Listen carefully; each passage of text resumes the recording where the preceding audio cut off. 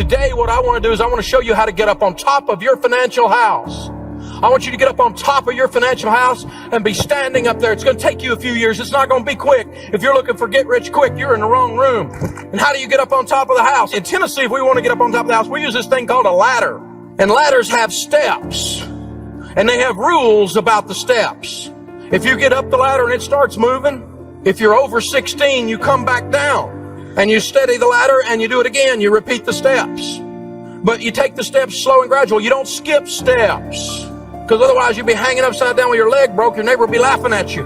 No step skipping. Be willing to come back down to solid ground and repeat the process. These are the rules of using a ladder. Around our place, we call these ladders, these steps, baby steps. And you don't do baby step 4 until you've done baby step 1. There's a process here. And there's a reason, because you have to lay a solid foundation. If you're going to build a house, you don't bring the trim carpenter in and start tacking up the crown mold if you hadn't done the drywall and built the house on top of the foundation. You start with the foundation and you build up from there. Baby step 1, we're going to start with, before we do anything else, $1,000 baby starter emergency fund. It's only $1,000, and I want you to get $1,000 as fast as you possibly can to start that.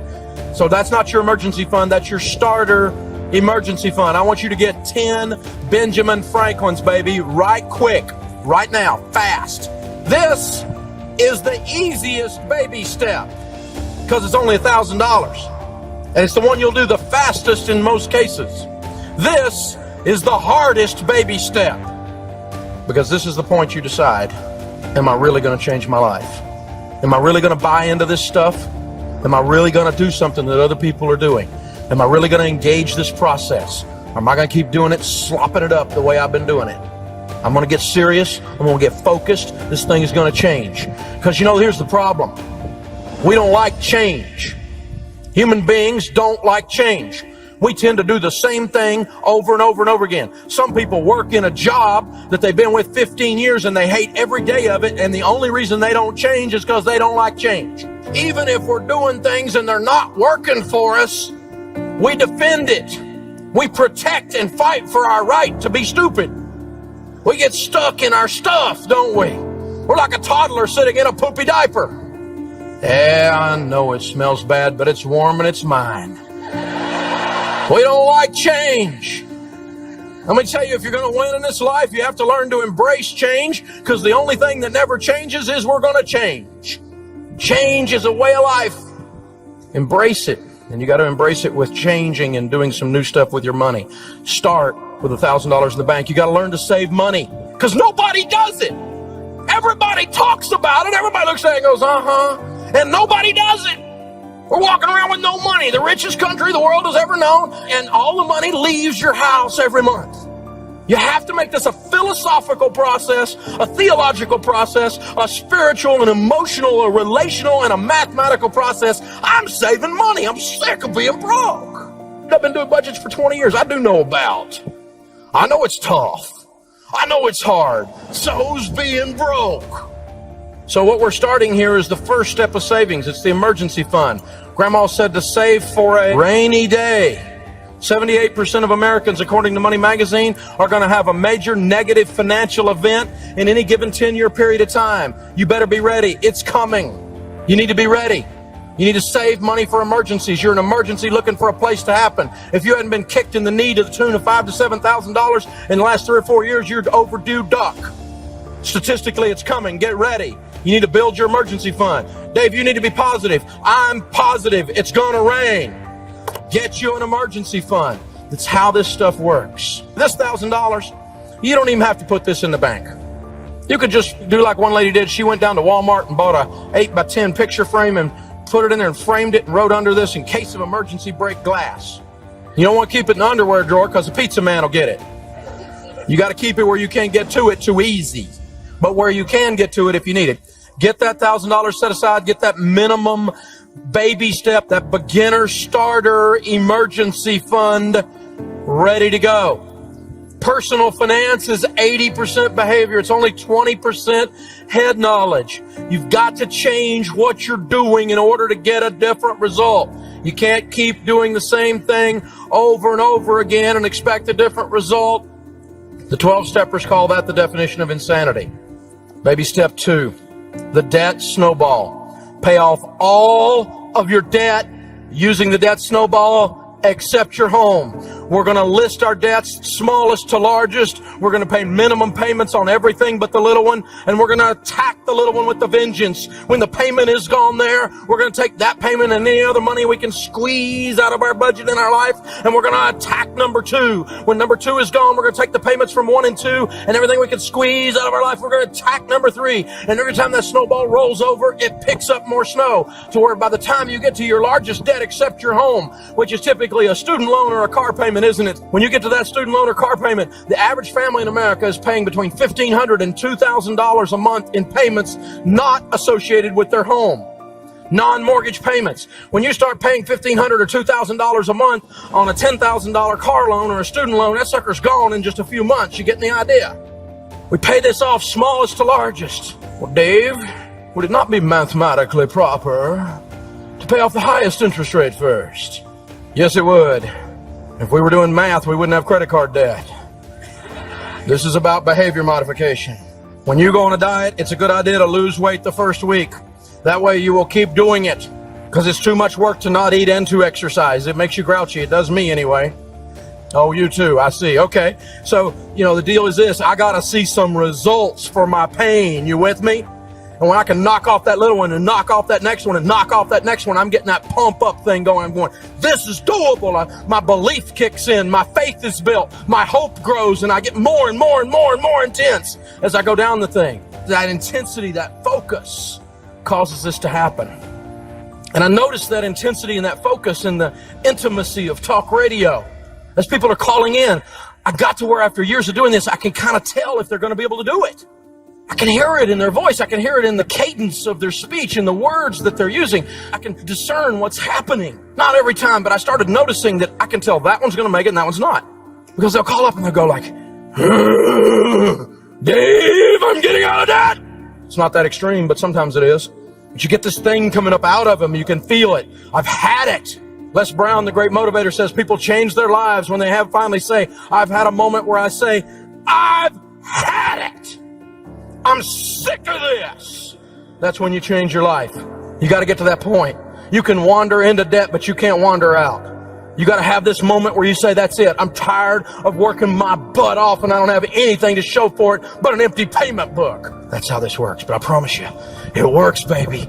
If you keep doing it, you get to chase the cheetah. So now, we don't have any payments but a house payment. We're at baby step 2. We're 18 to 24 months in. Does that feel pretty good? Now our next goal is we're totally with Gazelle Intensity going to continue to focus. With focused intensity, we're going to build up that $1,000 account until it reaches a fully funded emergency fund, which is 3 to 6 months of expenses. Emergency funds should be easy to access or liquid. Put them in a money market type account with your mutual fund company. Check writing privileges. It's not going to earn much interest.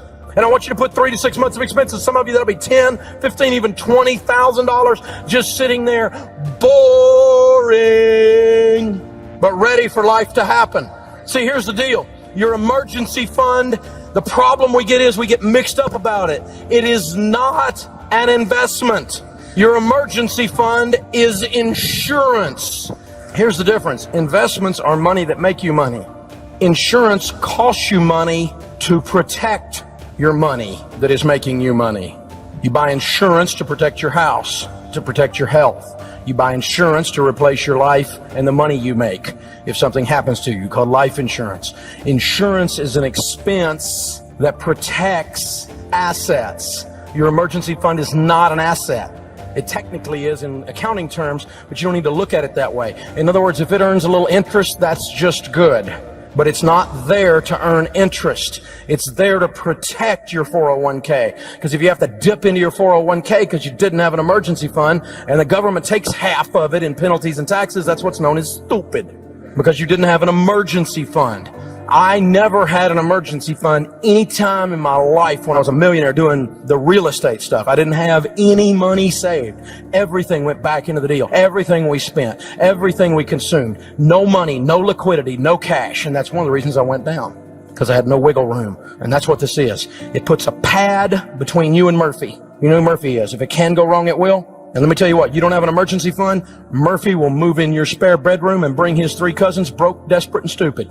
And your life will look like a country song. That's how this deal happens. So you don't put it in a CD, a certificate of depression, because if you cash that out early, they charge you a penalty. That's not liquid. That's not easy to access. So a simple money market account with something like your mutual fund company, and you put 3 to 6 months of expenses in there. Money market accounts are easily accessible. Men say things about the emergency fund like it's boring, it's not sophisticated enough. Dave, you want me to take $20,000 and let it sit there and make only 3 or 4%? Dave, I could do a lot better with that. I could do a BBD, a bigger, better deal. I got this game plan. I got this shot. I get this. My wife says I'm scheming and scamming when I do that kind of stuff. And guys are always trying to do this. Very few women do this stuff. See, women, on the other hand, say things like it's the most important key to our financial plan.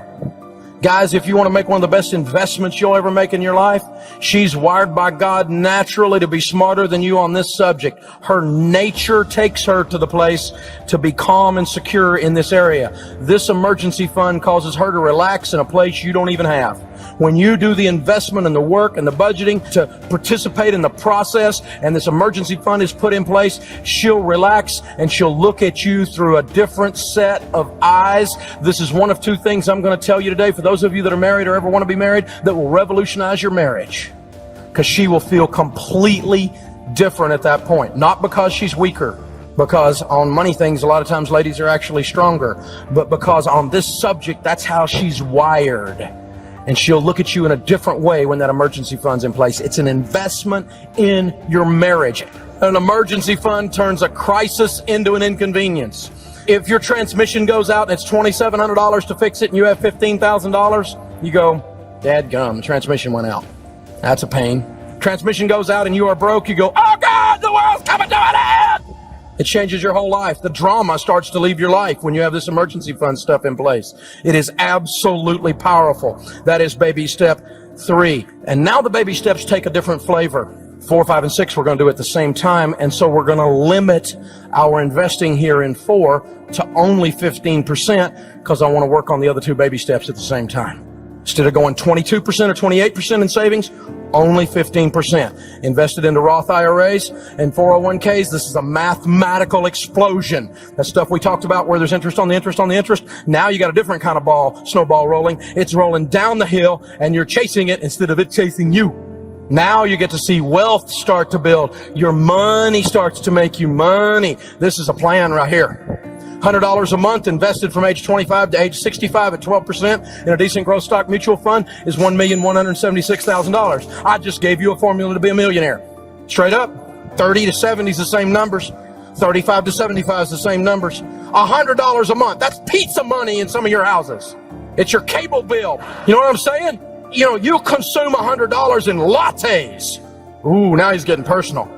And they're having like a withdrawal back there. Caffeine thing happening. $100, $100, and you're a millionaire every single month. Roth IRAs and 401ks are secret government formulas to wealth. Now you don't have any payments, but a house payment. Now you can find $500. Let's do the numbers. The average household income is $40,816. That's $3,333 a month. That's what it is. Your take-home pay is about $2,700. Average family making 40's got a house payment of about $700. $2,700 take-home minus a house payment of $700 leaves $2,000. You got $2,000 to eat, pay lights. Oh, I don't have any debt payments. Maybe I could save $500 out of the $2,000. Could I say yes? And then you might end up with some money in the process. This is real. I didn't just make this up today. We've done this for a long time, and it works. And see, here's what's interesting about those numbers. The Roth IRA grows tax-free. Because it doesn't happen very often. This is Washington, and they're a freaking parasite. So tax-free is a good idea. It's very unusual. Now let's think about it. $6,000 a year for 40 years. What's 6 times 4? 24. That's $240,000 that went in. This is interesting. $240,000 went in, and it grew $5.8 million. So out of $5,800,000, $5,600,000 of it you didn't put in. Wow, it's all growth. The whole thing is growth. It's the snowball, adding snow. And the fact that it's tax is huge, because taxes on $6 million would look a lot like $1,600,000, which means this word Roth is worth, in this example, somewhere around $400,000 a letter. The 401k is a secret government formula to wealth, because you do that investing pre-tax. If you take $1,000 of your income and bring it home, by the time it gets home, it looks suspiciously like $700. But if you put it in pre-tax, the whole $700 plus your $300 you would have given to Congress goes in. Why is that important? Because $240,000 turns into $5.8 million. So we want as many of these government dollars as we can gather up that would have gone to them earlier. We use them. They do a lot of heavy lifting. So every one of them are multiplied bazillions of times over. So every dollar I can keep in my hand to grow money with pre-tax investing is genius. But the trick is you need to start right now. Ben and Arthur illustrate that fact for us. Ben invests starting at age 19. He invests $2,000 a year in a good growth stock mutual fund all the way up until age 26. Ben puts in $16,000 for 8 years, $2,000 a year. That's $16,000. At age 27, he quit investing. It's not a trick question. And the money grows and the money grows and the money grows. His brother Arthur wakes up and says, whoa, I've been dumb. I need to catch up. I'm going to start investing $2,000. He starts at age 27. He invests $2,000 a year from age 27 all the way to age 65. He puts $78,000 in, and he never catches up. The guy who put in $16,000 beats the guy who put in $78,000 by $700,000. Some of you are going, that's a real neat chart if I was 19. You understand, if you gather this information, you put it in your brain and it changes your heart and causes you to handle money differently the rest of your life. This one section right here, this one chart will make you a multimillionaire. I just made you a millionaire if you got this. Now, let me just tell you, some people say, well, am I too old to save money? Not if you're still sucking wind. Besides that, you can't go backwards. This is your only option. Start where you are and let's go. I'm 52. It's too late, so shoot yourself. I mean, what are you going to do?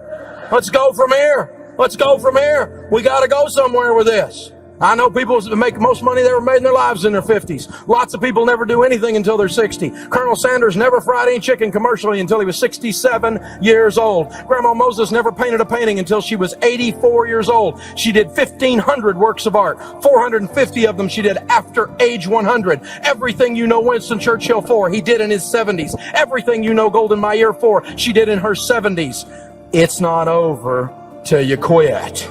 But with the money thing, it's easier if you start now.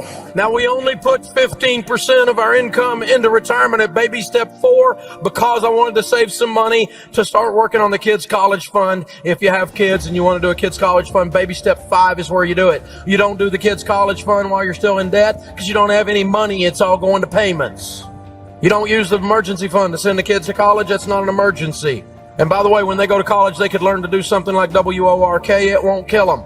College funding makes sure the kids are fit too. An educational savings account, the education IRA is what it's nicknamed as. It's the ESA, is like the Roth IRA for college. It grows tax. You're allowed to put $2,000 a year into this account. You put $2,000 a year into it, it will grow tax-free from 0 to 18. 2 times 18 is $36,000 went in. $36,000 went in, but you'll have about $126,000 in there at 12% when they reach 18. And that means you have somewhere around $90,000 in growth that you pay no taxes on. So do this for your kids' college. The educational savings account and good growth stock mutual funds. Take the time to research the cost of college. You need to think about that when they're little. You need to think about that as they get older. Some of you have kids that are 13, 14 years old right now. You haven't started saving for college, and so you're not going to have enough to pay cash for college. You're not going to have enough to pay cash for some big, expensive private school unless you put them deeply in debt. Instead, you could do something like send them to a school you could afford. Oh, there's a thought. But see, we go crazy with the word education. We worship at the altar of the diploma in this culture. Let me tell you what your college degree is worth. Nothing. It's worth nothing. The knowledge that you got on the way to getting that degree, if it is applied in the marketplace, is the only thing that has value. Knowledge is the currency of this millennium. Knowledge is important. Continual learning is important. It's not over when you leave college. You need to read and do some other things and continually get better like you're doing in here today. Continual learning is the only way you're going to win. Teach your kids that. Think about what you're getting for what you're spending. I'm happy for you if you graduated from Wharton or Harvard or Yale. I am not putting those schools down. I'm not putting down Vanderbilt. But let me tell you what, if you're going to go there, you better be ready to pay for it. And if you're telling me it's worth going $100,000 in debt to there, I can economically prove to you you're an idiot. The average college student is graduating right now with $27,900 in student loan debt. This is crazy. And another $6,000 in credit card debt, by the way. First rule of college, pay cash. Now we're sailing. We've got the retirement going. We got the emergency fund in place. We're doing the kids' college into the educational savings account. Now every other dollar above that we get coming in, put it on the house. Pay off the house, pay off the house, pay off the house, pay off the house. Think about it. What could you do if you had no payments? I mean, if you just take a house payment, put that puppy into a mutual fund every month, you know how quick that's $1 million?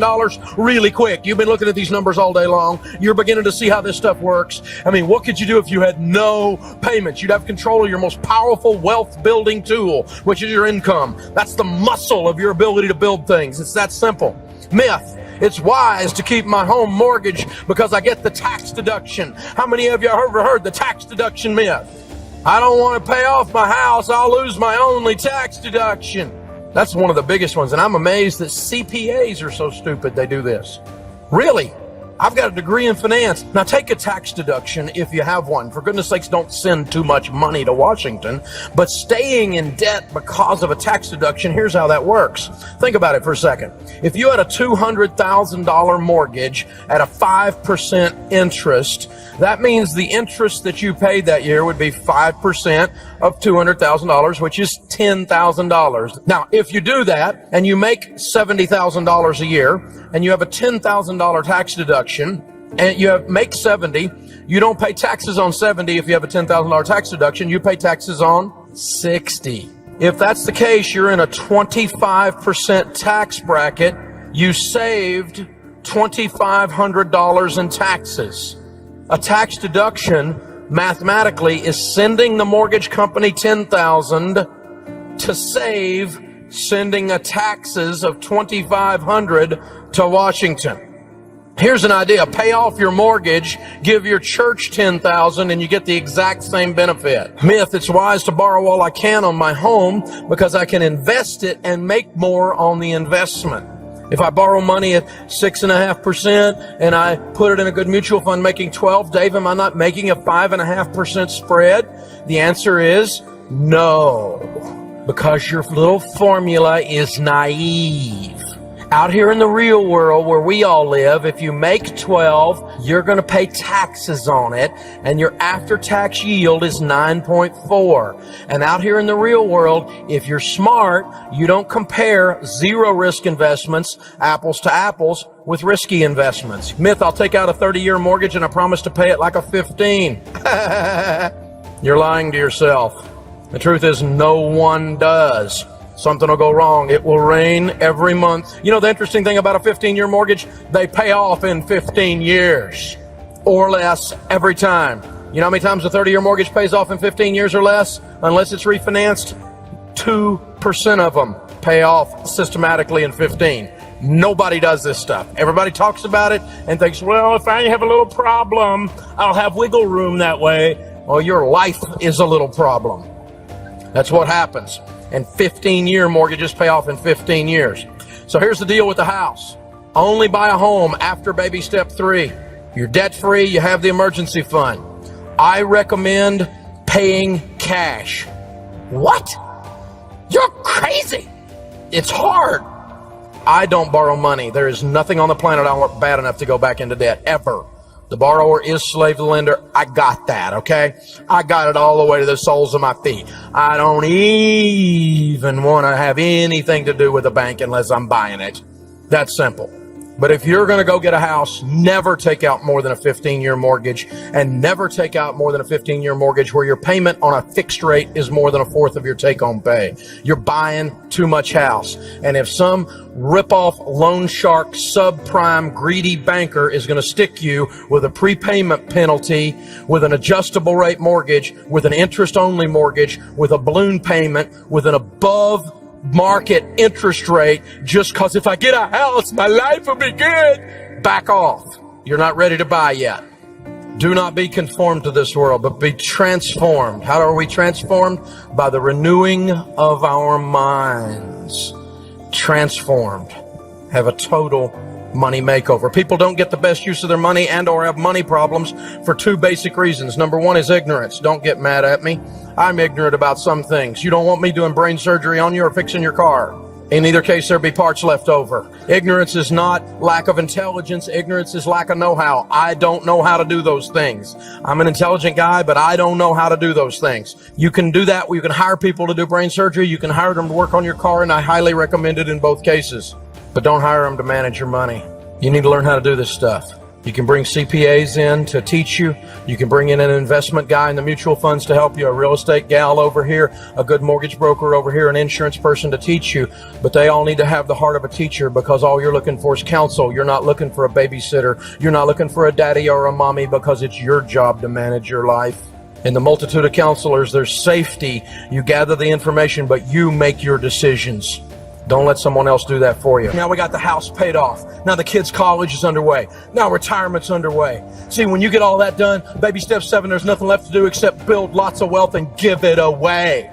You're going to have the most fun you've ever had with money when you hit baby step 7. When you launch into this area of wealth, you're going to look at things through a completely different lens that you didn't even know you had in your camera. It's a whole new way of seeing things. Your most powerful wealth building tool is your income. When you get control of that, it will launch you. And you don't have to be on the radio, and you don't have to have best-selling books to do it. Regular people making $50,000, $60,000 a year do this stuff all the time. Wealth is not an escape mechanism. It is instead a tremendous responsibility. If you think your life's going to get better just because you get money, you're wrong, because you become more of what you are. If you are a jerk and you get a bunch of money, you will become a very large jerk. If you're generous and charitable and you get money, you will have a huge impact on people around you. You'll never sit down in church next to a single mom who's crying because her light bill isn't paid, but what you just reach over and pay it to the end of the year. But you really don't do it right then. You do it after you get home, so she doesn't know who did it. Because it was really God that did it. It wasn't you. You don't need to be taking the credit anyway. There's only 3 things you can do with money. You can have fun with it, you can invest it, and you can give it. And you need to do all 3. You better be having some fun. Money's fun if you got some. You need to be investing it so you got some. And you need to be giving it because it is the most fun you'll ever have with it. Giving is possibly the most fun you'll ever have with money. That's the deal. You know, Winston Churchill said, we make a living by what we get. We make a life by what we give. Andrew Carnegie, who was the Bill Gates of his day in the year 1900, Carnegie Steel, Carnegie Hall, and started most of the public libraries in America today, the wealthiest guy of the year 1900, used to say that surplus wealth is a sacred trust to be managed for the good of others. If you'll bear with me for about 2 minutes and not move, this last section is very, very important. There's 2 things I want to cover with you. One is this. Each of you are perfectly trained, perfectly designed 4-cylinder engines. You need to run on all 4 cylinders to be able to win. We're physical beings. Take care of this. You get one. Don't go to McDonald's, eat 62 Big Macs, and go, Lord, bless this for the nourishment of our bodies. Take care of this. You get one. Eat less, exercise more. It's not hard. Just be cognizant of what you're putting in your mouth. People don't sneak in your bedroom in the middle of the night and stuff food down your mouth. It's you. You're the one doing it. I know, because I put the sign on my desk. It's the food stupid. I know, it's me. It's my job to take care of me. The second thing is, we're emotional beings. If you had something bad happen to you in your life, and most of us that are breathing have, you may need to sit down with your pastor or with a good counselor and unpack your baggage. Life's too short to go through it with the Samsonite. It's heavy. Well, Dave, I came from a dysfunctional family. We all did. They had people in them. I'm not poking fun at you. I'm just saying I know what it means to hurt, and it's okay to get some help when you're hurting. It's kind of dumb not to. The third thing is this. We're intellectual beings. Feed your mind. Read. The average person hasn't read a nonfiction book. 70% of Americans haven't read a nonfiction book since their last day of formal education. Charlie Tremendous Jones says that 5 years from today, you will be the same person you are today, making the same money you have today, with the same problems you have today, except for the books you read and the people you meet. Now, you can be an intellectual, you can feed your intellect and grow, you can take care of your body, and you can take care of your emotions, but if you do those 3 out of 4, you are not running on 3/4 or 75% power. Until you plug in the 4th one, the other 3 don't work right. And when you plug it in, it takes you to more than 100% power. It takes you to 110% power. It kicks in the joy. It kicks in the celebration of life. It kicks in the passion of life. It increases your creativity. It changes everything about the other 3. What am I talking about? Talking about the spiritual. This step-by-step baby steps program is steeped in common sense, biblical wisdom. It is an absolute process that is proven. Literally to date, millions with an S of Americans are somewhere in those baby steps. They're right now working this exact process. Millions and tens of millions, even hundreds of millions of dollars of debt has already been paid off. Whether this stuff works is not in question. The only question that remains this evening is what you're gonna do. Don't wake up 5 years from now and wish you changed your life. Go home this week and start. Do it right now. It's as you will it. Thank you, Dallas. You're awesome.